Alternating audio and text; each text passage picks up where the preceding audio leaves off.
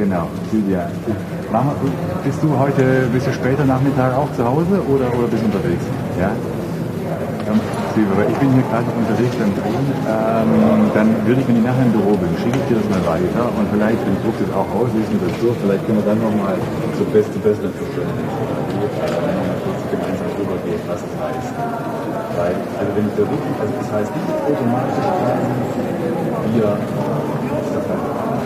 jetzt mal für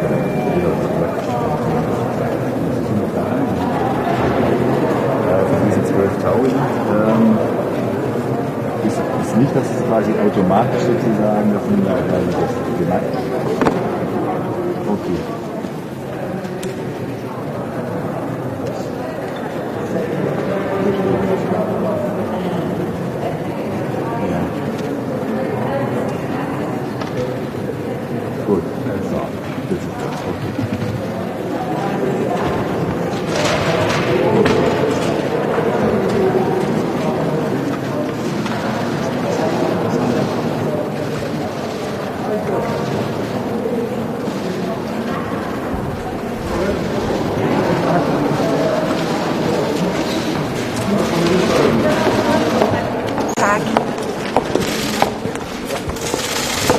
Hallo, ich grüße Sie ganz herzlich, bedanke mich bei Ihnen, dass Sie da sind. Heute geht es natürlich um den furchtbaren Angriffskrieg von Putin und ich will das nochmal vorweg sagen. Meine Gedanken sind bei den Opfern des Krieges, bei den vielen Menschen, die jetzt von Krieg bedroht in irgendwelchen Kellern ausharren oder auch auf dem Weg sind, das Land zu verlassen.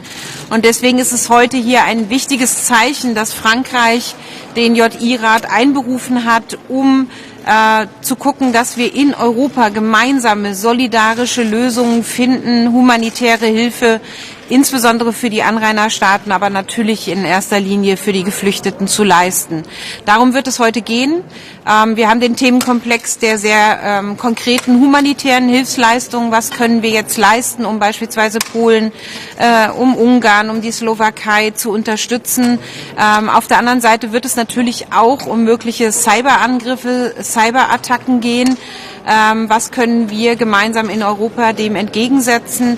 Und das Dritte ist natürlich, dass wir uns heute darüber vereinbaren wollen, wie gehen wir mit denen, die von Krieg vertrieben sind, jetzt um und wie können wir dort humanitäre Hilfe leisten, damit sie gut aufgenommen werden. Frau Ministerin, wie sollte Europa und speziell Deutschland denn jetzt mit den Menschen, die das Land verlassen, Richtung EU umgehen? Also für uns geht es jetzt vor allen Dingen darum, unbürokratische Lösungen zu finden, um die Menschen möglichst schnell in Sicherheit zu bringen. Dazu könnte die Massenzustromsrichtlinie beitragen. Sind Sie dafür, dass die Kommission vorschlagen wird, diese Richtlinie auszulösen? Es könnte eine der Formen sein, aber ich bitte um Verständnis, dass wir das erstmal mit den EU-Staaten gemeinsam diskutieren wollen, um zu gucken, das könnte sicherlich ein Punkt sein, aber andere gehen sicher auch. Welche könnten das sein? Man kann sich ja auch verständigen, wie man mit einer sehr unkonventionellen Aufnahme umgeht, Visafreiheit beispielsweise.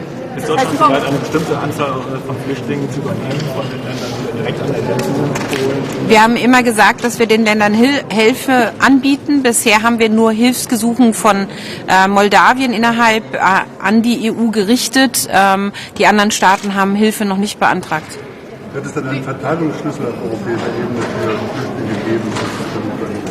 Also das sind ja Themen, die wir heute miteinander beraten und wenn man sich darauf verständigt, ja, wenn nicht, nein, wir werden sicherlich heute ein sehr starkes Signal senden, denn es ist ja ein totaler Paradigmenwechsel. Es ist zum ersten Mal wieder Krieg in Europa und da wäre es natürlich ein sehr starkes Signal, wenn Europa sich heute auf diese humanitäre Aufnahme und möglichst unbürokratisch auch verständigt. Was können Sie tun, um die Versorgung der Zivilbevölkerung in der Ukraine zu gewährleisten? Kann die EU zum Beispiel humanitäre Korridore einrichten? In den nächsten Wochen das ja schwierig werden. Also darum wird es jetzt gehen. Wie sind die Zuwege überhaupt noch? Wir haben im Moment Anforderungen über Verbandsmaterialien, andere Dinge, die wir auf den Weg geschickt haben, um der Ukraine dort zu helfen. Aber Deutschland hat der Ukraine in den letzten Jahren ja auch schon sehr stark geholfen in der Unterstützung dieser Maßnahmen.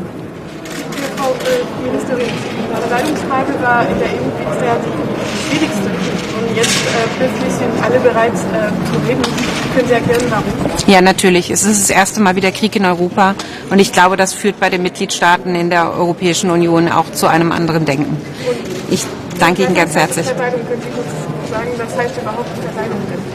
Naja, es geht jetzt darum, dass wir rechtliche Regelungen aufstellen, dass Geflüchtete schnell aufgenommen werden können.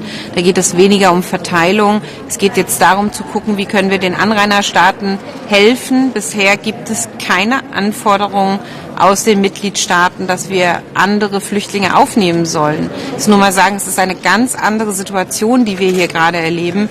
Es ist Krieg. Polen nimmt schon sehr viele Geflüchtete auf und tut es in hervorragender Weise. Und da gibt es im Moment an uns gerichtet kein Hilfsgesuchen. Wir versuchen jetzt Polen auch nochmal logistisch zu unterstützen. Vielen Dank. Ganz herzlichen Dank.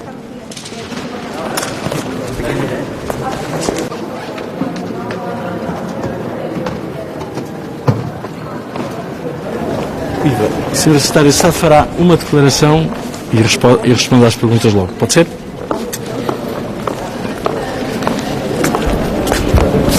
Muito bom dia. Boa tarde.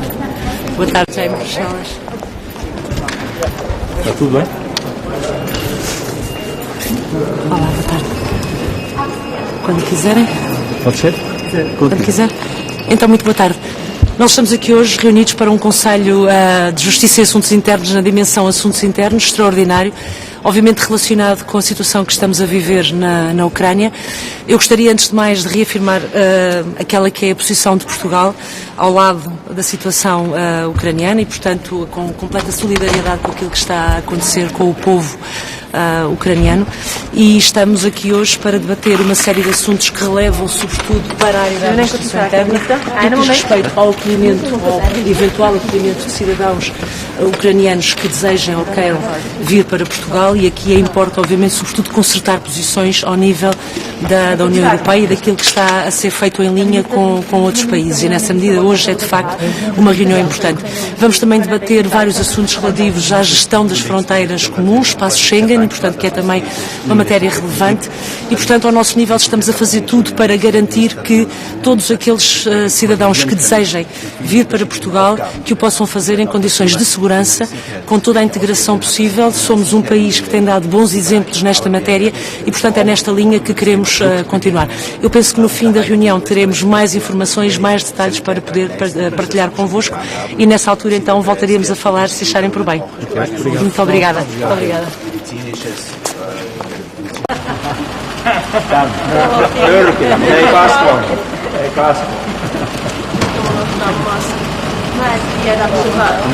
Maski voi pitää sen tuossa.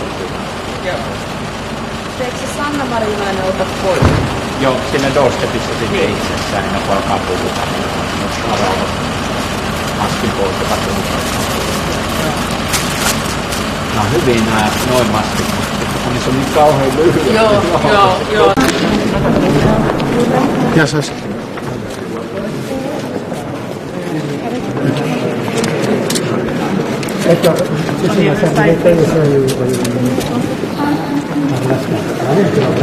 Η Ευρωπαϊκή Ένωση και η Ελλάδα καταδικάζει απολύτως τη ρωσική εισβολή στην Ουκρανία, την απώλεια ανθρώπινων ζωών δυστυχώς και από την ελληνική ομογένεια στην Ουκρανία.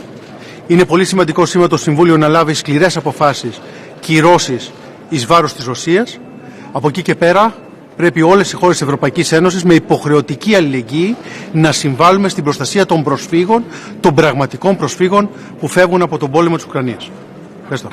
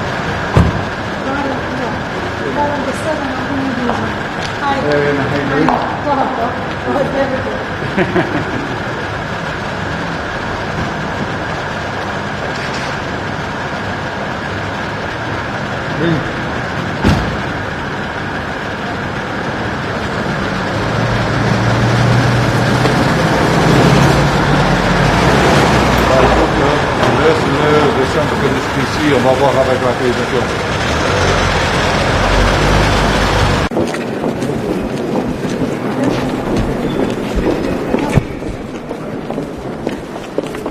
Hola, ¿qué hay? Buenas tardes. Sí. Un poquito más para acá. Perfecto, ¿aquí qué tal? Muy bien. Bien, buenas tardes, gracias por estar aquí. Estamos para un consejo extraordinario high, ya lo sabéis, y para seguir dando muestras dentro de la Unión Europea de nuestra cohesión y una respuesta firme, coordinada y cohesionada ante la agresión de Rusia respecto a Ucrania. Nuestra solidaridad máxima con el gobierno y con el pueblo ucraniano. Seguiremos tomando las medidas necesarias y precisas para garantizar la seguridad del pueblo de Ucrania. En ese sentido estamos trabajando de una forma decidida. España dentro del marco de la Unión Europea, dentro del marco de la OTAN, dentro de todos los compromisos internacionales. Es un país que ha sido, es y será solidario. En ese sentido, todo nuestro apoyo a cualquier medida que se adopte para garantizar la seguridad del conjunto de los ciudadanos ucranianos. Todos los que puedan ser desplazados siempre tendrán la solidaridad del Gobierno de España y del pueblo español. En ese sentido, ninguna duda al respecto. Importante también hacer frente y garantizar la seguridad no solo en el espacio físico, sino también en el espacio virtual, garantizar la ciberseguridad, garantizar las infraestructuras críticas, garantizar los servicios esenciales como un modo de minimizar esta agresión brutal y de violación de la legislación internacional que ha desarrollado y sigue materializando el gobierno ruso. En ese sentido, la semana pasada y en una reunión personal bilateral en Washington con mi homólogo Mallorca, pues pudimos comprobar la importancia de la coordinación en todos los ámbitos para garantizar la seguridad tanto en el ámbito físico como en el cibernético. Finalmente, vuelvo a decir, está conmigo el secretario de Estado de Migraciones, ese compromiso en todo lo que sea necesario para acoger a los desplazados y permitirme que concluya también con una cuestión de agradecimiento y de reconocimiento al trabajo que están desarrollando y han desarrollado tanto todo el personal diplomático de la Embajada de España en Ucrania como los GEOs, con los cuales he podido hablar con sus responsables en el sentido de dar cobertura a los residentes españoles en Ucrania y que hayan podido, aquellos que han deseado, hayan podido abandonar con toda la garantía de su integridad física Ucrania. Quiero agradecer en este sentido también al Ministerio del Interior de Ucrania, que nos ha facilitado el poder haber traspasado la frontera entre Ucrania y Polonia con una garantía máxima y con una celeridad que siempre ante la situación pues es de agradecer. Cualquier pregunta que queráis realizar. ¿Qué capacidad tiene España para acoger refugiados? Hay previsiones que hablan de millones, de hasta 5 millones de refugiados ucranianos. ¿Qué capacidad tiene España que estamos dispuestos a acoger? Bueno, la capacidad es la de Europa. Estamos hablando de una cuestión que es una cuestión europea, eso es lo primero. Y España, dentro de la Unión Europea, tiene el compromiso máximo para tomar todas las medidas necesarias y precisas. No vamos a hacer unas previsiones que quizá nos acompañen a la realidad. Vamos a ir trabajando, eso sí, sin descanso, todo el tiempo, minuto a minuto, y nosotros tenemos las medidas necesarias y precisas para responder.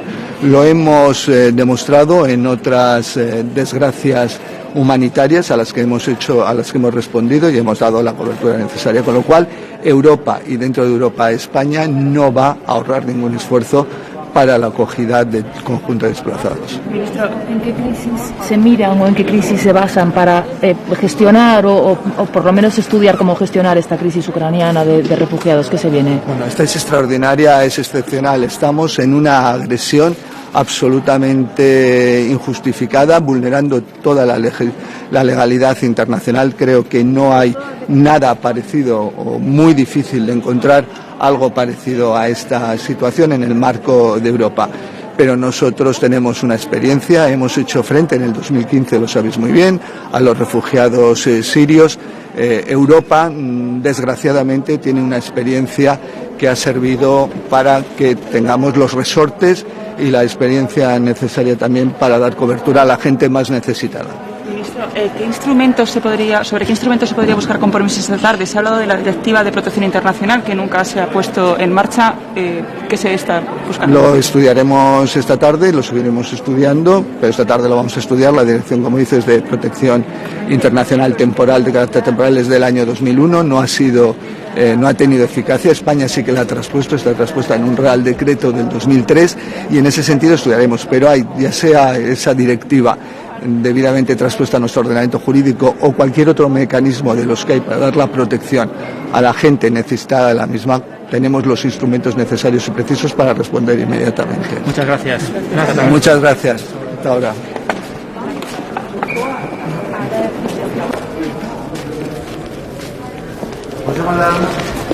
Bonjour. Guten Tag, geschätzte Damen und Herren. Ja, die tragische Situation in der Ukraine erinnert mich an den Einmarsch der Sowjets in Ungarn 1956 und 1968 in der Tschechoslowakei, Prager Frühling.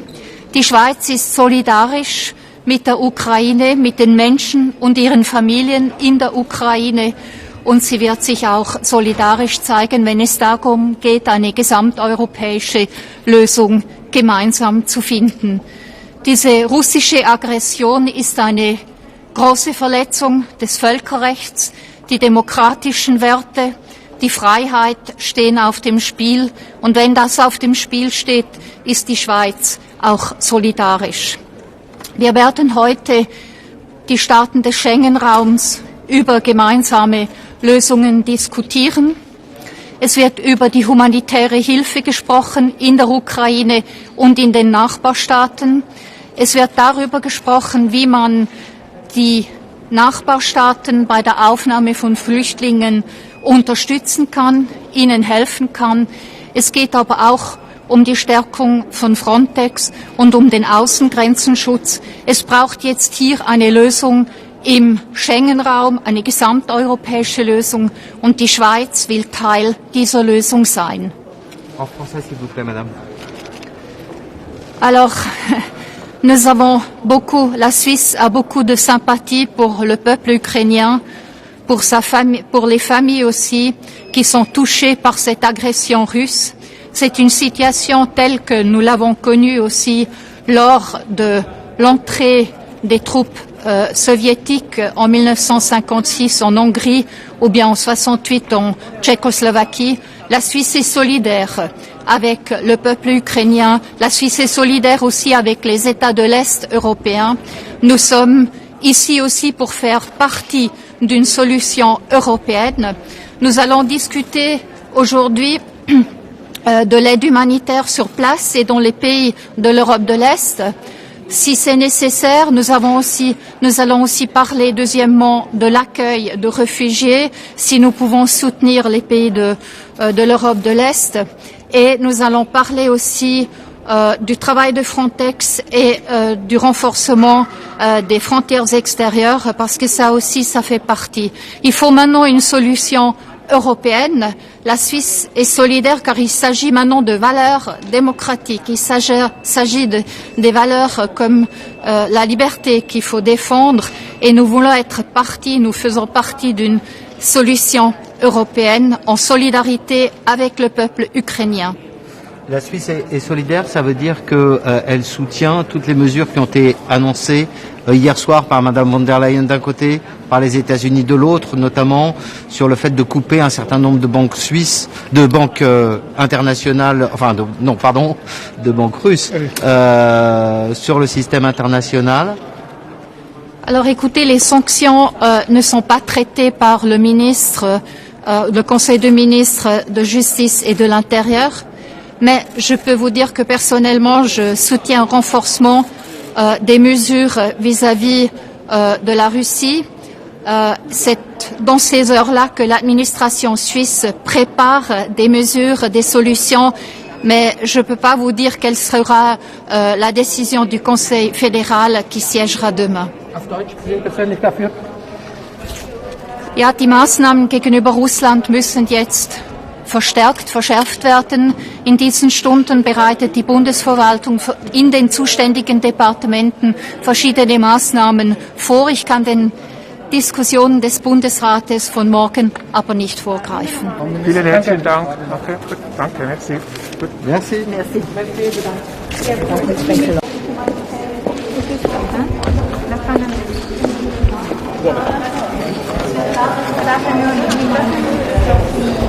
The outrageous attack of Russia to Ukraine is also an attack against the whole Europe. The European Union, the European countries and the European citizens are united to stand with Ukraine. We need to help the Ukraine all the possible ways, and we need to do it immediately. It's very important that the presidency has convened this extra meeting of interior ministers so we can discuss the situation. Now is the moment to show the unity. Ministeri, mitä konkreettisia päätöksiä odotatte päivän kokoukselta? No, tänään tietysti me keskustellaan monenlaisista tavoista, miten me varaudutaan varsinkin auttamaan sodan jaloista pakenevia ukrainalaisia.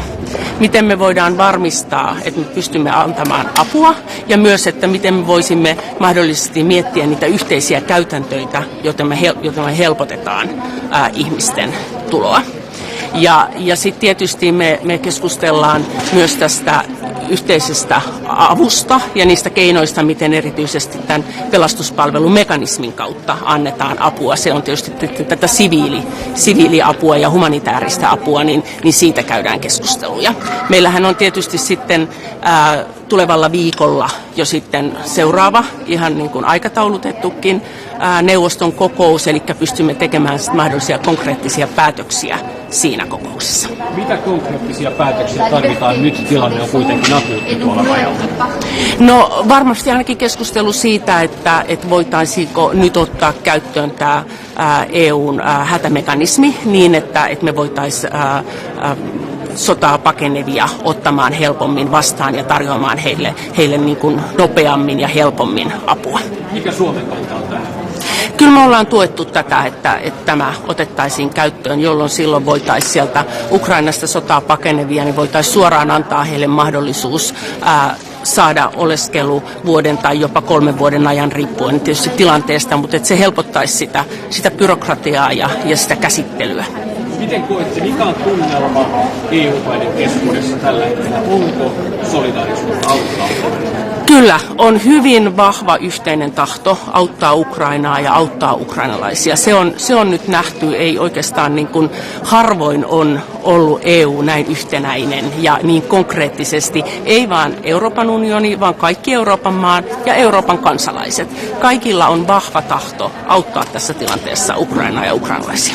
Kaikki ukrainalaiset eivät pääse rajan yli turvaan. Voiko EU tehdä enemmän sen eteen, että myös Ukrainassa olevia ihmisiä päästään apuun?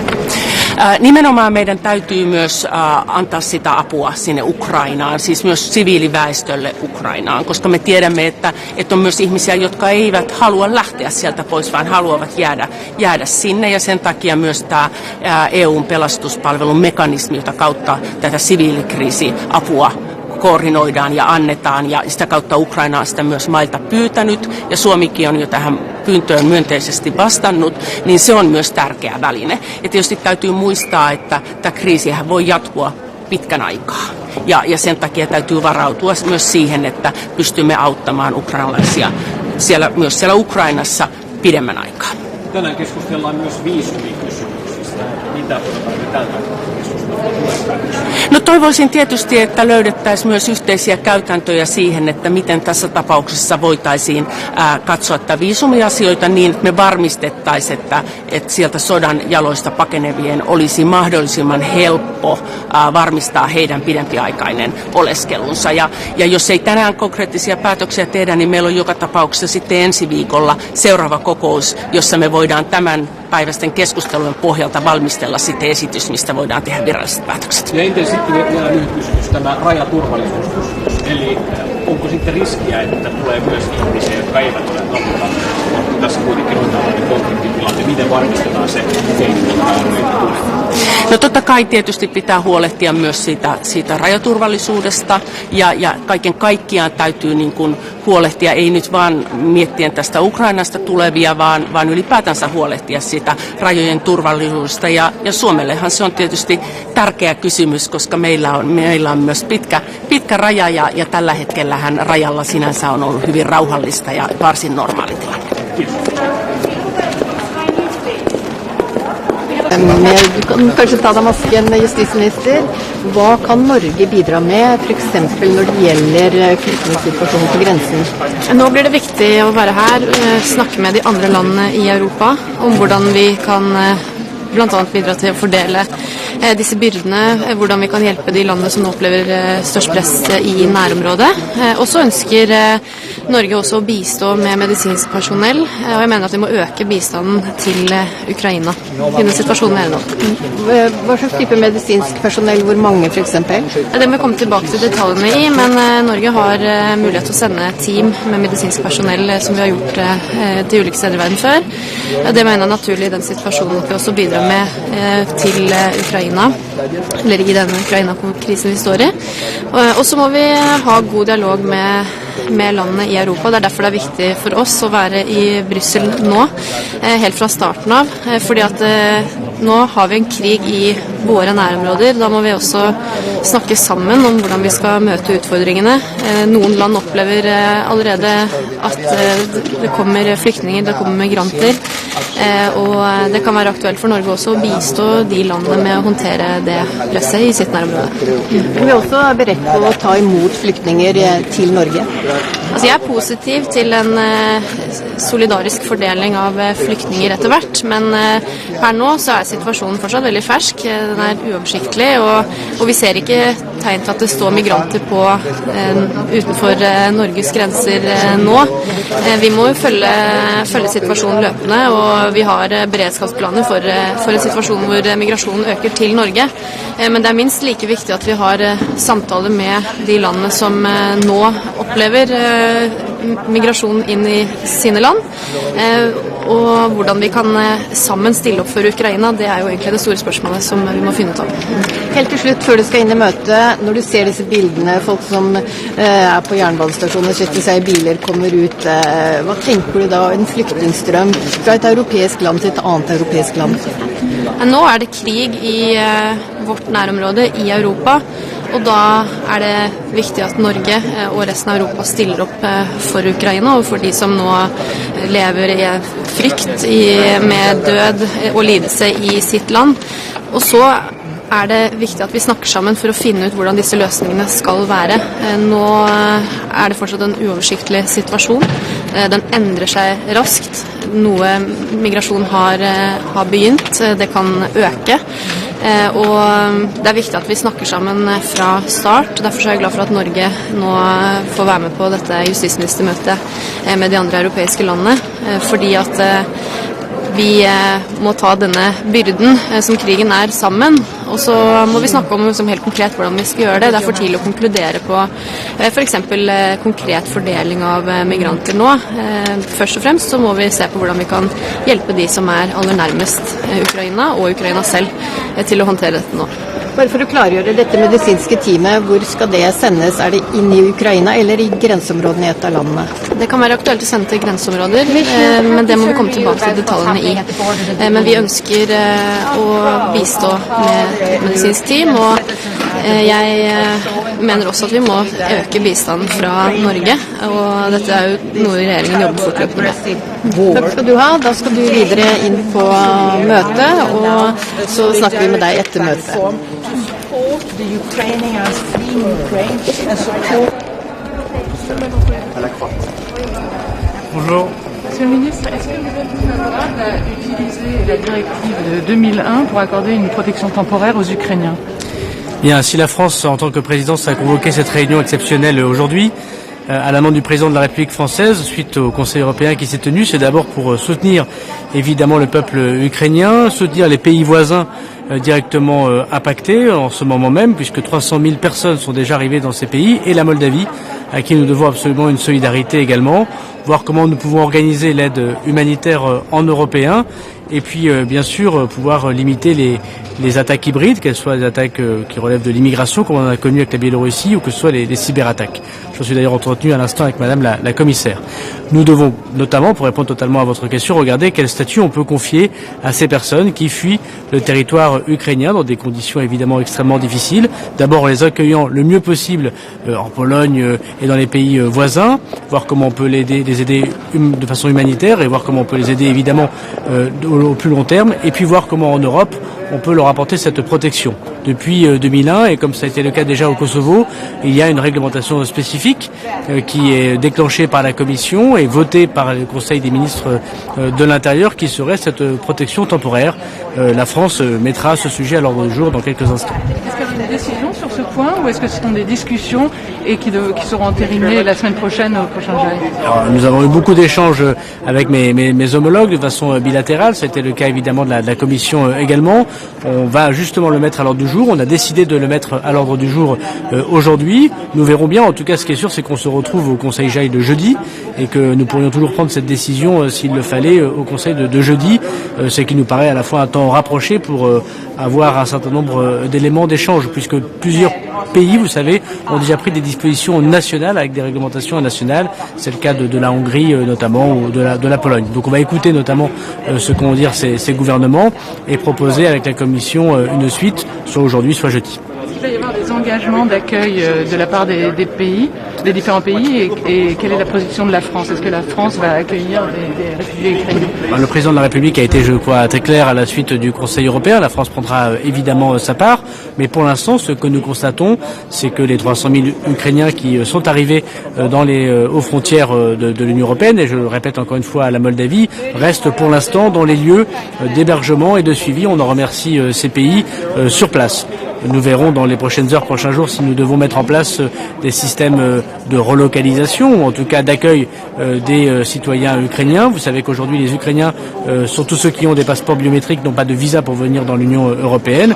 On aura l'occasion de déclencher cette solidarité, évidemment, si elle était nécessaire. Dans un tout premier temps, ce n'est pas celle qui est demandée aujourd'hui. L'aide qui est demandée, c'est une aide qu'on doit apporter directement en Ukraine. Et donc, comment on apporte les convois humanitaires. La France, par exemple, a envoyé 33 tonnes de marchandises qui sont aujourd'hui en Pologne pour l'Ukraine. C'est le cas également de la Moldavie, 33 tonnes également. Comment on les apporte en Ukraine et comment on aide la Pologne, la Hongrie et tous les pays de la zone à pouvoir mieux accueillir ces personnes qui arrivent dans un tout premier temps chez eux, dont j'ai compris que pour l'instant, les Ukrainiens trouvaient dans les familles des communautés ukrainiennes de ces pays, pour l'instant, de quoi se loger et de quoi être accompagnés. Et à quel afflux est-ce que vous vous préparez au niveau de l'Union européenne? C'est encore trop tôt pour le dire, ça dépendra très largement du conflit qui se déroule en ce moment même. Mais on a une conférence de presse juste après cette réunion des conseils des ministres de l'Intérieur où j'aurai l'occasion de peut-être de détailler un peu plus.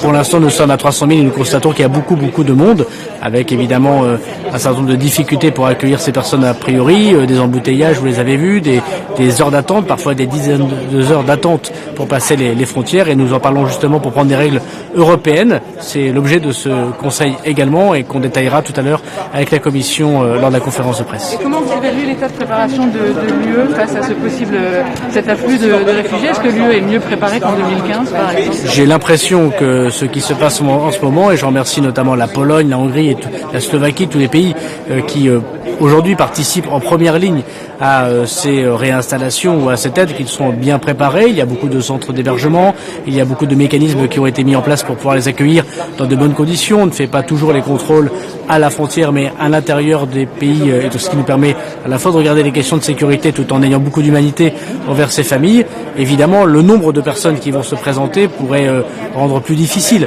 l'organisation. C'est d'ailleurs pour cela qu'avec la commissaire, nous allons proposer un certain nombre de choses cet après-midi, j'espère concluantes, que nous pourrons vous annoncer dans quelques instants, dans quelques heures, après cette réunion des ministres de l'Intérieur ce dimanche. Merci beaucoup.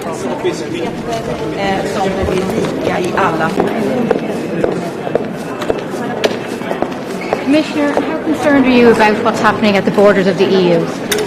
I'm proud of how the European citizens at the borders are showing concrete solidarity with Ukrainians fleeing this terrible aggressive war. Today at the Council here, I will announce a solidarity platform to support the Ukrainians fleeing Ukraine and supporting the member states most concerned with the numbers coming right now. So far, at least 300,000 Ukrainians has entered into the EU territory. What is exactly a platform? Well, it's about support from our agencies, from the Commission, towards the member states that are now doing a lot, and I really appreciate how well they are stepping up into this, but also to prepare for more people that probably will come the coming days. Madam Commissioner, nothing to do with the relocation of refugees. Could you explain a little bit more this platform, how this should work? Well, it's about to coordinate the different kind of support that we are ready to give directly to Ukrainians fleeing, to the member states that are now doing a lot to host this. We see a lot of European citizens in the border regions that are opening their homes to let people in and to support them, and I really appreciate this.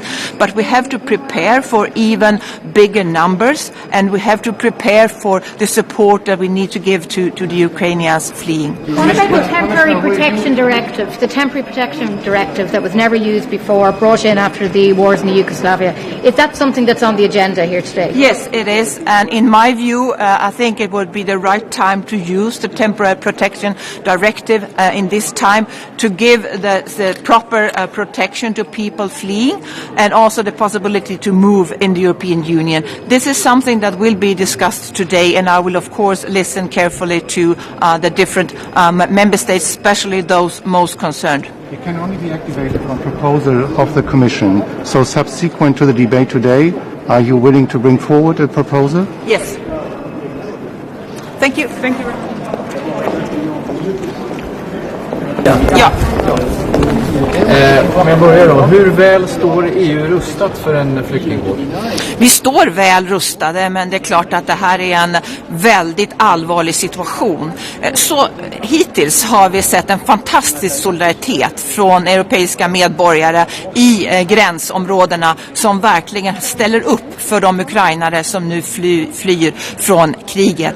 Men det är klart att jag kommer här idag också säga att från kommissionens sida kommer vi nu att föreslå vad vi kallar en solidaritetsplattform där vi för samman den olika typer av stöd och support som vi är beredda att ge också tillsammans med våra myndigheter till gränsområdena och till ukrainarna som flyr.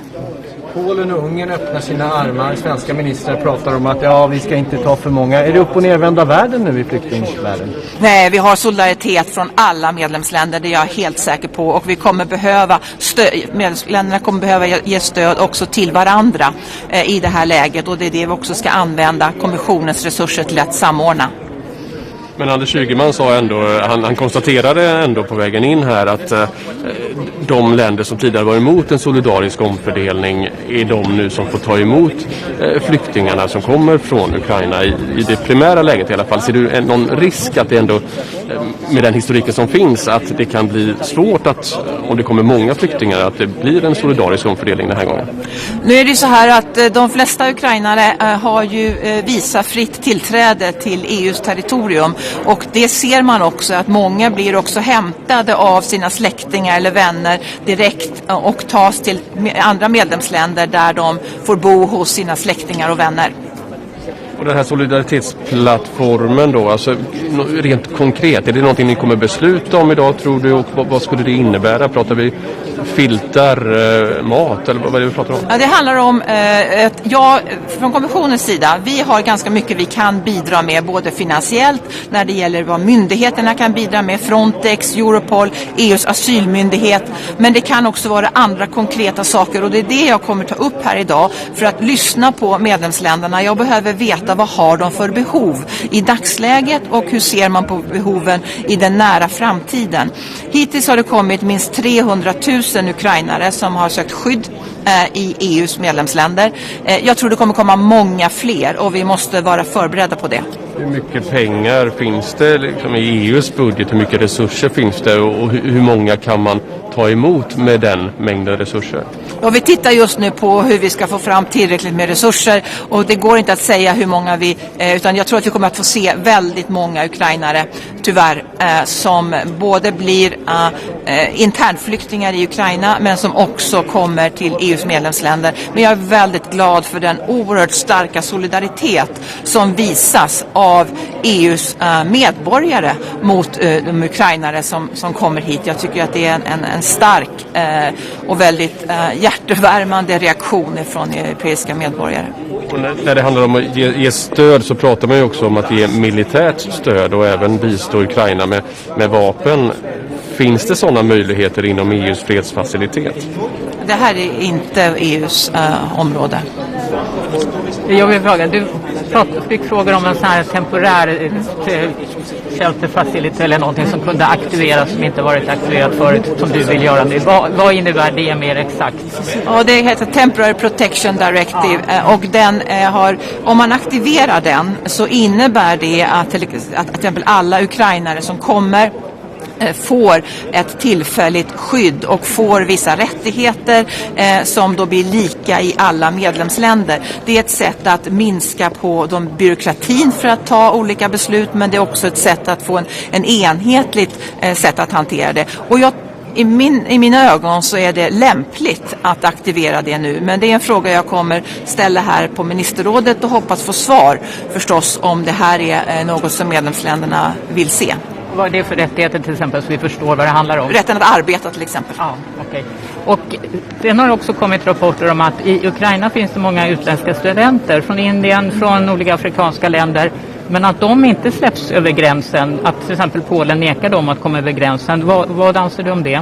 Nej, de släpps, den information jag har är att också de tredjelandsmedborgare som indier, bangladeshier också kommer in i EU. Och där är ju en sak där vi behöver hjälpa till att se till att de kommer hem till sina hemländer. Och där kan också kommissionen vara behjälplig med kontakter. Jag vet att IOM är också beredda att hjälpa till med detta. Jag pratade i morse med Ukrainas vicepremiärminister Olga Stefanishnja och hon tog också upp särskilt att de vill ha hjälp med också tält, skydd för de som köar på den ukrainska sidan, men det verkar också som Ukraina lättar på sina kontroller så att det ska gå snabbare att komma över. Vi pratade också om hur man ska underlätta korridorer med humanitär hjälp in i Ukraina. Så det finns flera saker som vi behöver göra mer här. Vad är det senaste om fördelningen av de här drygt 300 000 som har kommit till EU-länderna nu? Hur ser det ut mellan de olika länderna? Ungefär 170 000 till Polen. Och resten ganska jämnt fördelade mellan Ungern, Rumänien, Slovakien eller?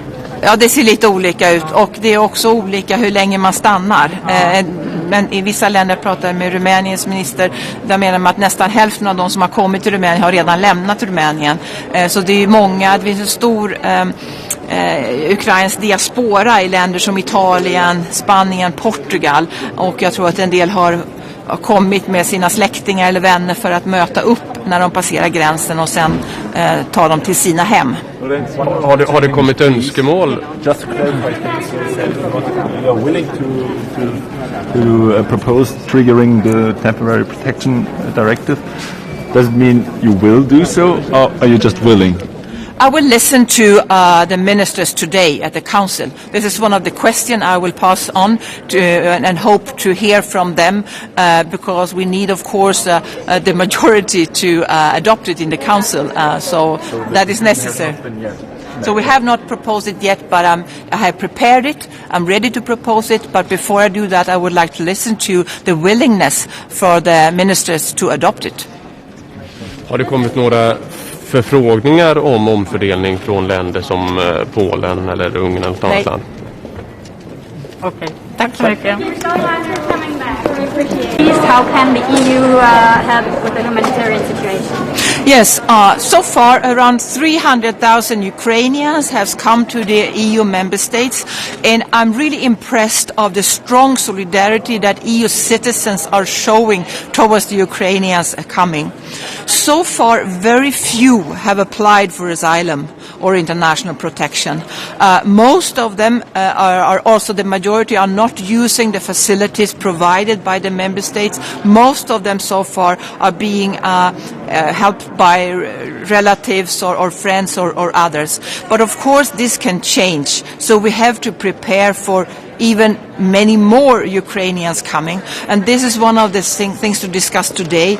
I will launch a solidarity platform to coordinate the different kind of support that we are ready to support to member states, to Ukrainians that are fleeing Ukraine, and of course for me now it's important to listen to the different needs and from the different member states. What do you expect in terms of distribution? Because apparently some member states that haven't moved in years are moving now. What do you mean with distribution? Hungary is taking in refugees. Poland is taking, and they blocked the migration reform for years now. So what do you expect now? Yeah. Well, I do hope that we will see a movement on the next council that we will have on Thursday when it comes to step-by-step approach that the French presidency are applying to the new pact on migration and asylum. But so far in this situation, no member state have asked for any help with relocation. And why didn't the people who arrived so far not apply for asylum? I think because many of them, if you are Ukrainian with a biometric passport, you can travel visa-free to the European Union, so they can stay for 90 days without any decision. So that means it's not urgent with that kind of decision for them, but of course we need to prepare for what's happening after 90 days, and that's why I think it would be a good idea to activate the temporary protection directive, but of course I will listen to the ministers today before we do it. What would that mean? It will mean a decision to give temporary protection for all people coming from Ukraine and with the same kind of rights in different member states, for example the right to work. Do you have any estimations on how many refugees there might be in the future? No, but I think we need to prepare for millions. What are the problems to apply the temporary protection system? Why is it looks like there could be some member states that are against it, or do you think that? No, I'm not sure anybody is against it, but of course I will listen to them before I propose it, because I need the majority in the council to adopt it. Madam Commissioner, majority.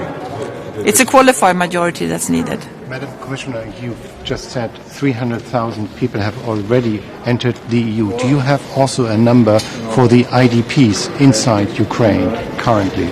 No, I'm not updated on that. Sorry. I spoke to the deputy Prime Minister of Ukraine this morning, but we didn't really discuss the number. We discussed more the concrete actions needed to have shorter queues, to have support for the people queuing, like tents and water and medical needs, and also to open the green corridor with equipment and humanitarian aid into Ukraine. And she also asked for additional border crossing points to be open. The United Nations speaks about 5 million refugees that could come from Ukraine to Europe. Do you agree with these numbers? Well, it's very difficult to have any to guess how many, but I think we should be prepared for millions. Some have a lot of already arrived in Poland and Hungary.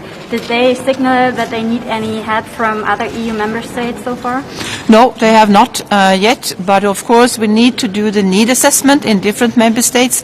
But I must say, so far member states, and especially all the European citizens, are really showing solidarity and are doing a lot right now, and it works pretty well, taking into account of course all the difficult circumstances. Thank you. For coming back.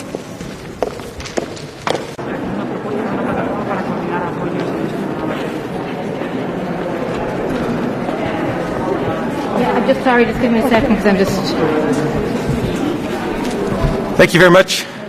I think these are historical times for Europe, and it is at this historical moment that we need to take the right decision. Taking the right decision means, if you ask me, that we need to make sure that the temporary protection directive is being put in place. We created it in 2001 in very difficult times, and I think that this is the moment where we need to make sure that European solidarity is being put in place, that we do everything which is needed, that we show solidarity. We often talk about giving protection in the region. Well, today we are the region. We are neighbors of Ukraine. We need to make sure that every country shows its solidarity. And that's what we will propose from Belgium, making sure that the temporary protection directive is being put in place, making sure that people who are fleeing from Ukraine receive all the protection as necessary. They need to be helped. We will do everything which is needed from Belgium, but let's hope that we can do it coordinated from the European Union. And so the second question for me is making sure that there is European coordination. There is a lot of chaos right now in Ukraine. We need to make sure that when people flee from war, and that they receive protection, and that there is coordination in the European Union. I will push forward for a decision today. So I will try to make sure that we take a decision as fast as possible. We know that sometimes on a European level it takes time. We do not have the time right now. We need to make sure that it happens right now. So my question at the Council today will be to make sure that we take a decision right now and that we don't wait any longer. Tu vas défendre la Belgique aujourd'hui? Alors, la position de la Belgique sera très claire.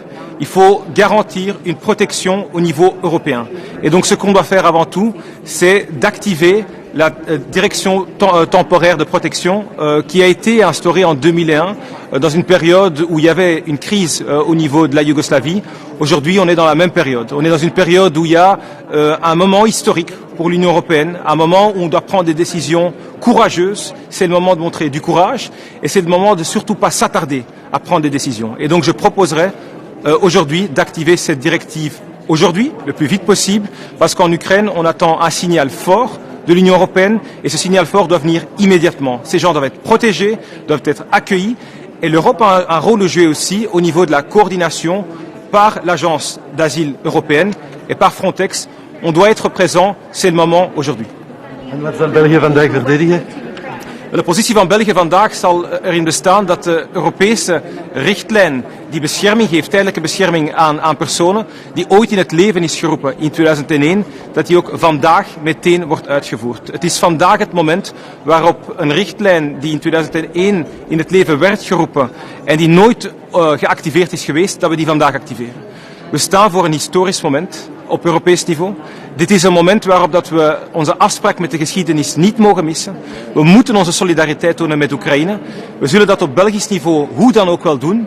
Maar mijn vraag vandaag voor alle Europese collega's is ervoor zorgen dat we vandaag hier de beslissing nemen dat iedere Oekraïner die vlucht voor oorlog, die vlucht voor de bommen van Poetin, dat op het moment dat hij voet aan grond zet in de Europese Unie, dat hij meteen beschermd wordt, dat hij meteen ver weg is van de chaos en zo goed mogelijk beschermd wordt. En dus de vraag van ons is vooral ervoor te zorgen dat Europa dat coördineert. Frontex en het Europees asielagentschap moeten hier een rol in spelen. We moeten ervoor zorgen dat we hier Europese solidariteit tonen. Dit is een keerpunt in de Europese geschiedenis. En op dit moment mogen we ons geen fouten permitteren. We moeten nu een sterk signaal geven ten aanzien van Oekraïne. Merci beaucoup. Well, obviously many people, many Ukrainians are in a very difficult situation, and we are already seeing displaced people both internally in Ukraine and also migrants traveling out. And we are now experiencing a war in Europe in our close areas. As a country in Europe, I think it's important that also Norway contributes to sharing these burdens. And what can Norway do? What can Norway do? Well, first and foremost, we will increase the help, the economic help, and also by sending a medical team to the close areas of Ukraine to help the situation. And I think it's also important that we have discussions from the beginning on how we can be prepared for migrants and sharing the burdens of where they are going. Yeah. Thank you very much. Thank you. Thank you. So that was the apology. We need to make sure that when people flee from war, that they receive protection and that there is coordination in your Hi, good to see you. Hi, how are things? If I say a few words, if that's okay? Firstly, I just want to join with colleagues in utterly condemning the senseless and unnecessary and unprovoked attacks on Ukraine, the Ukrainian people by Russia. What we are experiencing and what we are witnessing is a blatant disregard for international law, a blatant disregard for sovereign territory, blatant disregard for peace across Europe and beyond, but above all a blatant disregard for human life. And it is very upsetting to see the scenes that we are seeing, and that's why Ireland has been very strong in our support for Ukraine and the Ukrainian people. We support the strongest possible sanctions. We support the need for humanitarian assistance, and we've already provided €10 million in that regard. We have lifted visa requirements between Ireland and Ukraine, and we will do more to make sure that those who seek solace, that they will find that in Ireland. Today I'm meeting with colleagues of the Interior, and we will of course listen to our colleagues in those member states who are directly impacted, where there are hundreds of thousands of people already crossing the border. It's important to hear from them what it is that they need, what support that they need, and above all that we act in an informed, a comprehensive and a unilateral and a strong way. Minister, is Ireland prepared to block the sending of lethal weaponry to Ukraine under the European Peace Facility? So we're not going to prevent any other member state from providing that funding or from sending any types of weaponry. We have a long-standing position, however, of not doing that. What we will provide is humanitarian assistance, we will provide additional funding, and we will make sure that those who are seeking refuge or seeking solace, that they will get that in Ireland. We won't block any other member state from providing that. However, we have a very long-standing position of not sending weapons, and that position hasn't changed. Minister, one issue now under discussion today is the invoking of the Temporary Protection Directive. It was never used before by the EU, and there's talks that it may be. Does Ireland support that? What we support is any mechanism that will protect people who are fleeing. Obviously, this is a mechanism that, if invoked, supports directly where you have a mass influx of people who are crossing borders and who are moving to seek solace. Of course, I think we need to look at initially what it is that those member states require and need, what it is that these citizens need, but if necessary and if required, then that's something that we will consider, and it's potentially something that we will discuss today. And any decision on any Ukrainian refugees on their way to Ireland, or is there stuff going on behind the scenes about getting Ukrainians now into Ireland, or any update on that? Well, what we know in the last few days is that we've had a relatively small number of Ukrainian people arriving in Ireland. The vast majority of them are arriving to meet with family members or friends. They have connections in Ireland, but there is a number who have arrived and who have sought international protection. We'll obviously monitor that over the coming days. As we've made very clear, anybody who is a Ukrainian citizen who wishes to come to Ireland, whether that's seeking international protection or to join family members, they are welcome to do so, and we will of course provide support, provide accommodation and provide whatever is necessary to keep them safe. Minister, would you like to see Putin on trial for war crimes in The Hague? I think we need to make sure that there is a very clear response and a very determined response to the actions that he has taken. He is in breach of international law. He is waging a war on people who have not asked for this, who do not deserve this. And I certainly think that every option needs to be kept on the table. The first and foremost, our response needs to be, though, keeping people safe, making sure that Ukrainian people are safe, and that we can support them in whatever way possible. Thank you. Is the path paved already for people who want to come to Ireland? Like, is there any administration that needs to happen? Because I've heard anecdotally that it is extremely difficult for people who are trying to get there. And just on the International Criminal Court or the ICJ, is there a discussion taking place about some sort of tribunal, or what happens next with Putin in relation to breaches of the Geneva Conventions and international law? Well, firstly, in relation to people coming to Ireland, we've tried to make it as easy as possible. A lot of people can come, as I've said, to join family members or relatives. There will be some who will seek international protection. Beyond that, whether we seek to have some sort of an arrangement with our European colleagues, that's still under discussion, and Ireland will not be found wanting. In the same way we have provided an Afghan programme, in the same way we have supported Syrian families, we will do the exact same here. This is the discussion that I'll be having with colleagues, the same as Minister Coveney later on, and the same as the Taoiseach. In terms of what happens beyond this now, our focus is on the war that is happening in Ukraine, making sure that we can support Ukraine, all of their citizens, and obviously what happens beyond that, I think, we'll have to keep under discussion. Could you give us the number, Minister, on how many Ukrainian refugees Ireland is preparing to receive, willing to receive? We don't have that number yet. Obviously, colleagues are working together at the moment to see what that possibly could be. We know that there are anywhere between 2,500 to 5,000 Ukrainian citizens in Ireland. Some of them have Irish citizenship already. So even if you take into account their family members and friends coming to join them, you know, that number could be any kind of a number. But we will keep this under consideration, and if any decision is taken that requires a collective response from all member states, Ireland certainly won't be found wanting. Thank you very much. Okay. Thank you. Great. Thank you. Coming back. We appreciate it. Thank you. Buongiorno. Ora, per noi la solidarietà è stato sempre un punto fermo della nostra agenda europea e a maggior ragione ora daremo la massima solidarietà a un popolo che sta soffrendo e quindi l'Italia sarà tra i paesi che spero siano in tanti a poter accedere ai principi di solidarietà anche con redistribuzione sui nostri territori. Grazie. Sta lavorando. Le domande dopo. Un meccanismo preciso. Adesso stiamo andando ora, quindi era soltanto per anticiparvi la posizione dell'Italia. La protezione culturale.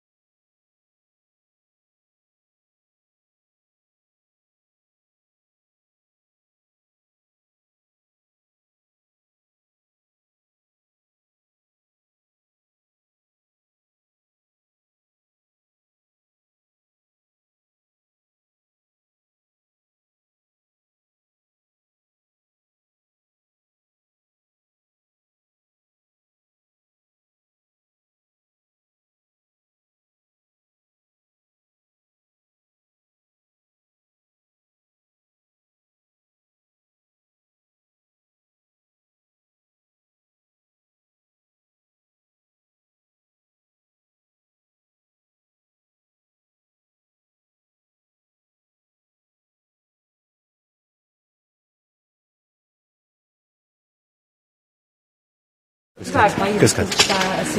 Herr Minister, die EU-Ministerinnen und Minister wollen heute darüber beraten, wie sie Flüchtende aus der Ukraine unterstützen können. Welchen Beitrag wird Österreich leisten? Zunächst bin ich dem französischen Vorsitz sehr dankbar, dass es dieses Innenministertreffen gibt, damit wir sich als Europäische Union, als Innenministerinnen und Innenminister entsprechend koordinieren können in den vielen unterschiedlichen Aufgaben, die wir haben. Wir werden auch das Thema innere Sicherheit, welche Auswirkungen hat das auf die innere Sicherheit in den Ländern unterhalten. Aber wir werden uns natürlich auch über das Thema Fluchtbewegungen unterhalten und Österreich wird hier natürlich seinen Beitrag leisten, wie wir das auch schon getan haben.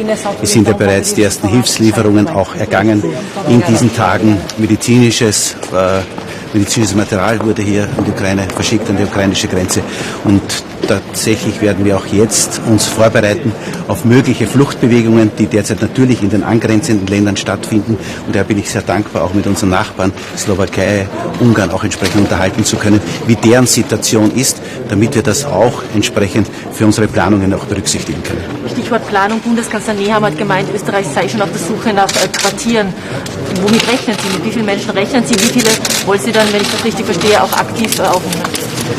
Sie beobachten ja die Situation auch sehr genau, dass zunächst der Großteil der Flüchtlinge in den benachbarten Ländern, Polen, Ungarn, Slowakei, Rumänien, Moldawien, hier zunächst einmal hier die ukrainischen Bürgerinnen und Bürger, die vor diesem furchtbaren Krieg, vor diesem furchtbaren Angriff auch fliehen, ihr Ziel suchen. Aber natürlich sind wir auch gewappnet, wenn diese Fluchtbewegung letztendlich bis nach Österreich kommt. Wir sind vorbereitet. Wir haben ganz aktuell entsprechende Quartiere in Vorbereitung, auch in enger Zusammenarbeit mit den Bundesländern, mit den Hilfsorganisationen, mit den Gemeinden auch. Ganz aktuell haben wir jetzt eine zentrale Anlaufstelle im Innenministerium eingerichtet, damit Menschen, und es gibt unglaublich viele Menschen, Privatpersonen, Einrichtungen, die hier helfen wollen, die Unterkünfte zur Verfügung stellen, damit das auch koordiniert wird. Das ist letztendlich ganz, ganz wichtig. Hilfe funktioniert dann am besten, wenn es koordiniert ist. Koordinieren und vermutlich auch mit etwas Planung und Voraussicht. Dann ist natürlich die Frage, wenn man weiß nicht, wie viele Menschen kommen, wie viele jetzt Schutz dann in der EU suchen, aber da gibt es auch die Überlegung, soll man die Menschen dann über Asyl irgendwie bei sich aufnehmen. Es gäbe ja auch die Massenzustrom-Richtlinie aus dem Jahr 2001 noch nie angewandt. Wären Sie dafür, die zu aktivieren? Also grundsätzlich ist es so, dass wir hier den visumsfreien Raum letztendlich auch haben. Das heißt, die Menschen können sich 90 Tage auch frei aufhalten. Es gilt darum, jetzt auch zu helfen. Es sind überwiegend Frauen, junge Menschen, ältere Menschen auf der Flucht und denen wollen und werden wir helfen, auch als Österreich. Und wir werden uns jetzt entsprechend darüber beraten, wie wir diesen Menschen, die vor diesem fürchterlichen Angriff verschickt an die ukrainische Grenze. Und tatsächlich werden wir auch jetzt uns vorbereiten auf mögliche Fluchtbewegungen, die derzeit natürlich in den angrenzenden Ländern stattfinden. Und daher bin ich sehr dankbar, auch mit unseren Nachbarn Slowakei, Ungarn auch entsprechend unterhalten zu können, wie deren Situation ist, damit wir das auch entsprechend für unsere Planungen auch berücksichtigen können. Stichwort Planung. Bundeskanzler Nehammer hat gemeint, Österreich sei schon auf der Suche nach Quartieren. Womit rechnen Sie? Wie viele Menschen rechnen Sie? Wie viele wollen Sie dann, wenn ich das richtig verstehe, auch aktiv aufnehmen? Sie beobachten ja die Situation auch sehr genau, dass zunächst der Großteil der Flüchtlinge in den benachbarten Ländern, Polen, Ungarn, Slowakei, Rumänien, Moldawien, hier zunächst einmal hier die ukrainischen Bürgerinnen und Bürger, die vor diesem furchtbaren Krieg, vor diesem furchtbaren Angriff auch fliehen, ihr Ziel suchen. Aber natürlich sind wir auch gewappnet, wenn diese Fluchtbewegung letztendlich bis nach Österreich kommt. Wir sind vorbereitet.